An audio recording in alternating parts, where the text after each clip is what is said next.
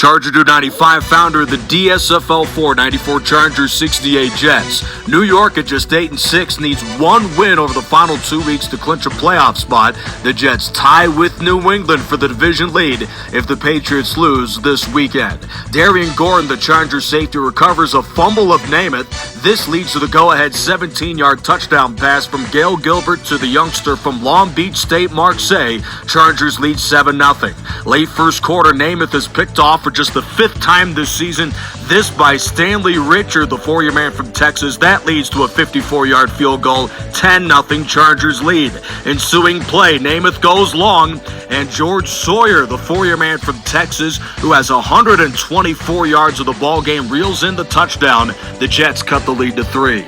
Late in the first half now, Martin catches this pass from Gilbert, leading to another field goal from Carney. He would be perfect on 3 field goal tries of the ball game. George Sawyer makes another big play. This is nearly for a touchdown, but consecutive sacks for the Chargers push the Jets back to their own 32. Namath takes off, then he is sacked by Harrison, and it's a turnover on downs. Field goal from Carney at 16-7. And late in the fourth quarter, last-ditch effort for the Jets. Don Mader makes this catch, and the tailback from Maryland Eastern Shore, Emerson Boozer, runs it in. That's his 4th rushing touchdown, but the Chargers win just their 3rd game of the season. If the Patriots win, they lock up the division. If the Bills win, they stay in contention.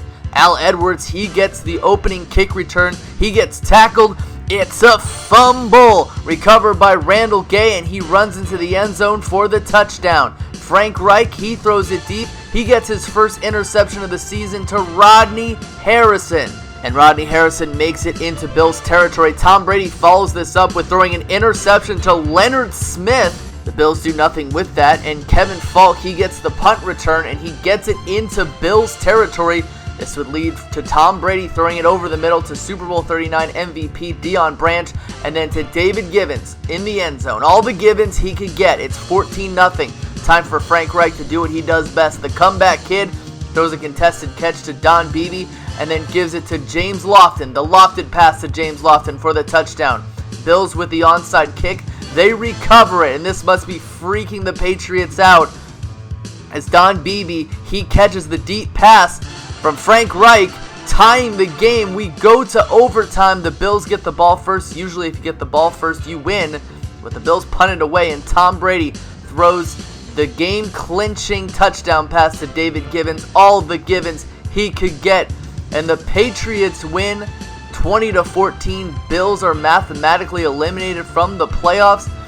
And the New England Patriots lock up the AFC East.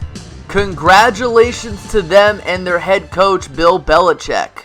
Now to the games that don't really matter. Both teams have 3 wins apiece. 91 Lions, 88 Bengals. Rodney Peete, in the shadow of his own goalpost, gives it to Clark. And then to Barry Sanders, the human highlight reel, the human joystick. He could go all the way. He's got the touchdown, 7-0.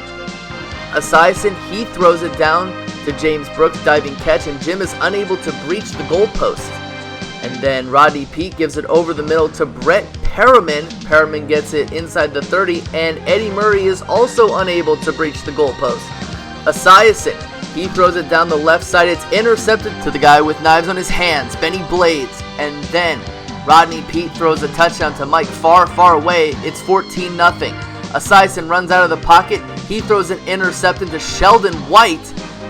And then Rodney Peete, he would get sacked by Ray Horton. Here's a who. Mark Spindler sacks Esiason. And then Esiason is then sacked in the end zone. He has plenty of time to throw by Terry Taylor. He's safety. Bengals onside kick it. Lions recover it. They add a field goal. Lions win 19-0. Broncos need to win to stay in contention. Redskins need to win to stay in that 5th playoff spot.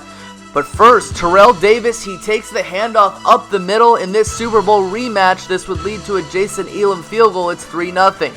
Mark Rippon, he would rip it deep to clutch Gary Clark, and he could go all the way. He's got the touchdown. 7-3. It's a 4-point ball game. Terrell Davis, he takes another direct snap. He runs through defenders. And then John Elway throws a touchdown to Rod Smith. He doesn't have very many of those. But then Mark Rippon, he gets sacked. It's a fumble. The ball's recovered by Eric Brown. Eric Brown makes it into the red zone. This would lead to a made Jason Elam field goal. 6-point ball game. Mark Rypien, play action fake. He rips it deep again to Gary Clark. And nobody would catch him. No one's in his stratosphere. It's a 1-point ball game. Elway finds himself in the Redskins red zone and he throws a touchdown to Skip. Shannon, the sharp dressed man, gets the touchdown. It's 20-14. Glenn Cadrez would sack Mark Rypien, and then off the play action, he would get sacked by Darius Johnson. It's a safety. John Elway gives it to Shannon Sharp again, finds himself in the Redskins red zone, made some mistake, throwing an interception to Danny Copeland, and this would lead to a Chip Lohmiller field goal. Redskins would onside kick it, Broncos recover, and then John Elway throws it deep to Rod Smith, jumping for the touchdown. Broncos win 36-17. Broncos still have a chance if they can beat the Chiefs next week. Like with the Broncos, if the Chiefs win this week, they stay in contention. Dolphins are out of it. They'll play spoilers, though. Marv Fleming catches the ball down the right side from Bob Greasy. This would lead to a missed Garo Yepremian field goal. Dawson, he throws it over the middle to Abraras. Abraras makes it to midfield. And then Len Dawson, play action fake, throws it down the right side. Contested catch by Otis Taylor. And Jan Stenerud makes a field goal. It's 3-0. McVay, he gets the punt return. He fumbles, recovered by Mercury Morris for the touchdown. And then more bad news. Len Dawson is sacked. He fumbles, recovered by Manny Fernandez. And this would lead to a field goal by Garo Yepremian. More bad news. Dawson would get sacked by Jake Scott, and Garo Yepremian would knock in another field goal. It's a 10-point game. However, Mike Garrett, he would get it started here. He's one of the better leading backs in the BTFL. He would get into Dolphins territory, and then Otis Taylor would catch a touchdown. It's a 3-point ball game. Bob Greasy down the right side to Howard Twilley, but this time Yepremian would miss a field goal again. Mike Garrett, he would get the handoff. He goes up the middle. He makes it into Dolphins territory, and he makes it at the red zone.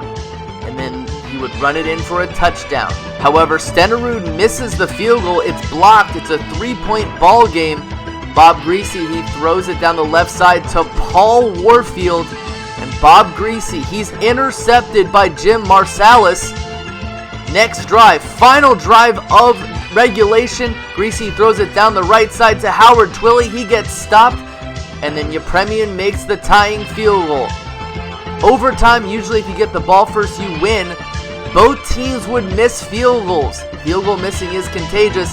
Frank Armpits, he would catch the pass, and then Stenerud makes the field goal of his life in the BTFL. Chiefs win by 3. Next week is a winner-take-all against the Denver Broncos. 85 Bears playing for their playoff lives. 87 Browns, not so much. They've been out of it for a few weeks. Walter Payton, he gets the handoff. He runs up the middle, and he gets it into Browns territory, but Kevin Butler misses the field goal. It's no good. Sam Clancy and Carl Hairston sack Jim McMahon, and then Walter Payton is safetied in the end zone. It's 2-0. And then Bernie Kosar, he gets sacked. It's a fumble recovered by failed Vikings head coach Leslie Frazier. He makes a nasty stiff arm, and Kevin Butler makes this field goal. 1-point ball game. Ortego, he gets the punt return. He weaves around defenders, making it into Browns territory. Finally tackled at the 30-yard line, and Jim McMahon, he throws it deep to his receiver, Fast Willie Gault. He dives for the touchdown catch. It's a 8-point ball game. Bernie Kosar, he throws it down the right side, down the seam. It's caught by Kevin Mack. Mack is tackled at the 10-yard line, and Jeff Jager knocks in a field goal. 5-point ball game. Browns onside kick it. Bears recover. And then Walter Payton, he pounds it into the end zone for the touchdown. Bears win 24-5. Bears need the Saints to lose to stay in playoff contention. Speaking of those Saints, the 09 Saints need a win to stay in contention. Falcons are pretty much out of it. Devontae Freeman gets injured. He'd be replaced for the third time by Terron Ward. Meanwhile, Drew Brees deep to Marcus Colston. He gets the touchdown. It's 7-0. Saints take the lead. Terron Ward, he takes the handoff down the right side, showing off of his speed. He's done well in reserve for Devontae Freeman, but Matt Bryant misses the field goal. Drew Brees, he runs out of the pocket, avoiding tacklers. The old man shows off the wheels. He makes it into Falcons territory and inside the 30-yard line. And Drew Brees, a second touchdown pass to Marquise Colston. 2 for each guy in this game. Matt Ryan, he needs to get something started, throwing it deep to Mohamed Sanu in the end zone, his favorite receiver. And Drew Brees hands the ball off to Pierre Thomas. And Pierre Thomas, he makes it into Falcons territory inside the red zone after a Vic Beasley sack. Drew Brees is sacked again by Brian Poole. And John Connie misses the field goal. It's no good. Both kickers have missed field goals. Terron Ward, he runs the wheel route, accepts the pass from Matt Ryan. On 4th down, the Falcons need a touchdown to stay in this game. Tick, tick, tick, tick, tick. Matt Ryan throws the touchdown to Terron Ward. It's 14-all. Overtime. Usually if you get the ball first, you win. Saints get the ball first. Both kickers miss field goals. And on the 3rd drive, Devery Henderson catches the walk-off touchdown from Drew Brees. Saints win 20-14. Bears and Falcons are eliminated.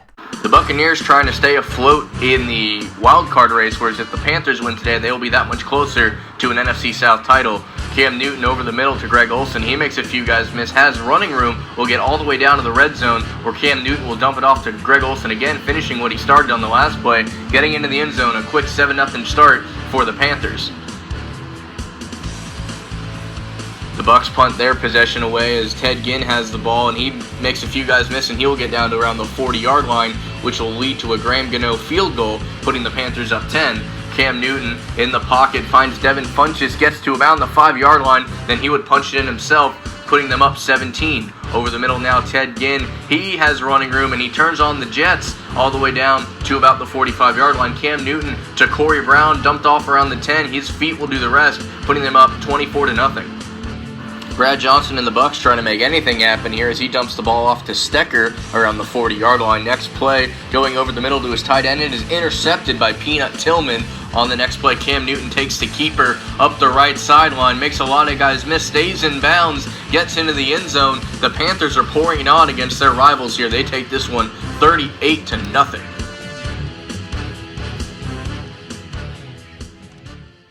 Charger 295 on hand, founder of the DSFL 4, 99 Rams and 99 Titans. St. Louis needs a win over Tennessee, coupled with a Seahawk loss to Dallas for the division lead. And the veteran from San Diego State, the excellent Marshall Faulk, who spearheads the 3rd best run game in the BTFL. He scores once in the first quarter and nearly does again against Tennessee here early in the second. He has over 1,400 yards all-purpose. Touchdown to Torrey Holtz. Kurt Warner is completing 57% of his passes for 1,849 yards, 22 touchdowns, and just 5 interceptions. This scoring tosses to Isaac Bruce, and the Rams are running away with the first half of this game as they lead 21-0.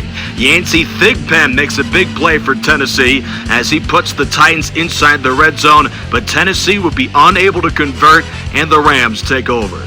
Then Isaac Bruce scores yet again in the 3rd quarter. Rams lead 28-0. But then the Titans have a late rally led by Eddie George, the 4-year man from Ohio State, has been a lethal receiving option this year. 9 catches, 286 yards, and 3 touchdowns. It's 28-7. In the 4th quarter, Warner scrambles. Then Warner is sacked, loses the ball, picked up on the bounce by way of Tennessee's Danian Stanley, and the Titans would get inside the St. Louis 30, converting with an Aldel Greco field goal. Now the Tennessee Titans, the 2nd worst pass defense of the BTFL, struggled in this game as the Rams win 28-10.